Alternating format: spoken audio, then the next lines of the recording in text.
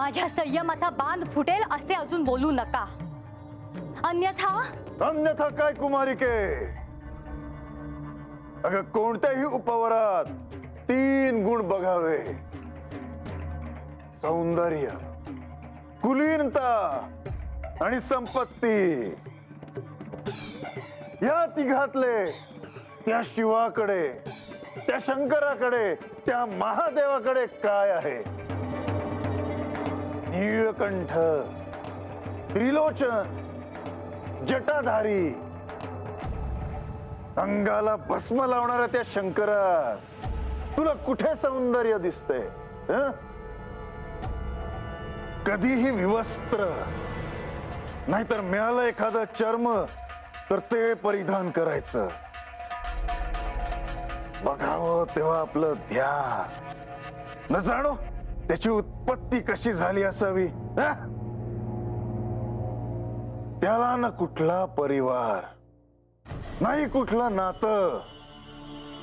सदैव आजूबाजूला भूत, पिशाच यांचीच गर्दी. या अशा वराशी कोण विवाह करणार? आणि जो कोणी अशा वराशी विवाह करेल तो आयुष्यात सुखी होईल का?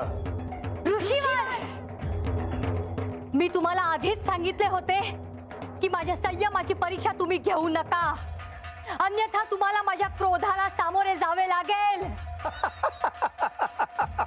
ज्या महादेवांशी मला विवाह करायचा आहे, ज्यांची मी इथे साधना करीत आहे, त्या महादेवांबद्दलच तुम्ही माझ्या समोर अपशब्द बोलत आहात, त्यांचा अपमान करीत आहात.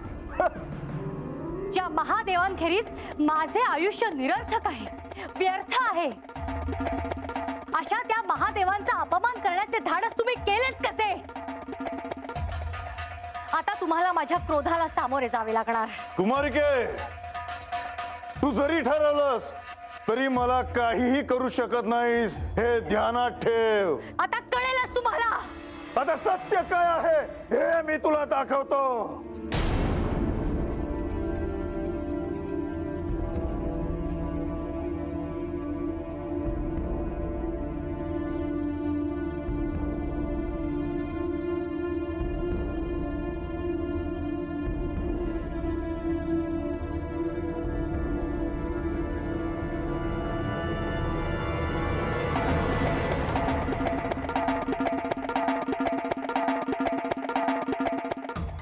तुम्ही?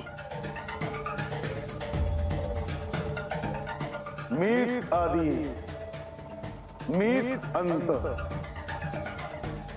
या सृष्टीच्या कणाकणात मीच या सृष्टीचा जनक, मीच पालक आणि मीच संहारक. या साऱ्याच्या स्थानी एक रूप असलेला मीच एक, अनेकही मीच.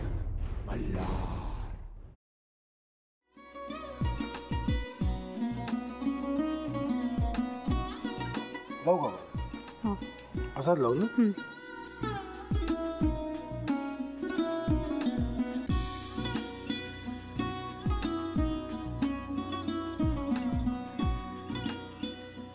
आता काय करायचंय? आता आपण ड्राय स्टफिंग दुसरं काय करणार आपण त्यात?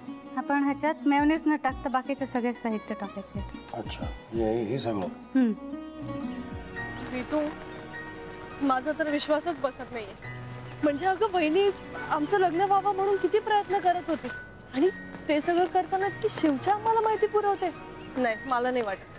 गौरी खूप चांगली आहेस गं, म्हणून तुला सगळं जगत चांगलं दिसतं. पण शिव उगाच बोलला असेल का? त्याच्यावर विश्वास नाहीये का तुझा? शिववर पूर्ण विश्वास आहे मी तुम्हाला. पण तो आता हे जे काही करतोय ना, म्हणजे निशा बहिणी समोर त्या राधिका सोबत फिरण्याचं नाटक वगैरे, ते त्याचा काही उपयोग होणार नाहीये. अगं असं कसं म्हणतो? अगं नीलिमा, जतीन भाईंचा कॉल आहे. हो माहितीये, रिसीव्ह कर ना. अगं बघ, कट झाला. आता तू रिसीव्ह केला नाहीस म्हणून ते मला करतील. अब पुन्हा आला बघ. घे बघू. पण हे एक ना एक दिवस घडणारच होतं. आता मला कळलं तुम्ही 2 दिवस झाले काय सांगत होता ते. बनू हे संकेत असतात आणि हे ठरवून येत नसतात. मी बाहेर तुमची वाट बघते.